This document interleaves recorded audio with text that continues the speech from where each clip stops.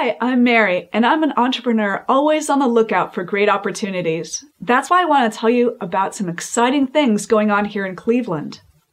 There's a growing movement to revitalize downtown retail. The Fifth Street Arcades contest is one of the ways that Cleveland is helping young entrepreneurs get started, and there's a lot of excitement around this. I'd like to open Bright Green, a downtown Cleveland store for organic and natural gifts. The Euclid Arcade is perfect. It's an architectural gem that's in a great location. Amazing dining next door on East 4th Street, and it's surrounded by entertainment options. A gift shop would serve thousands of business professionals, residents, and tourists in the area.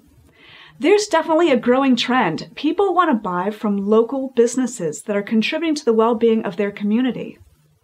These local small business owners care about their customers.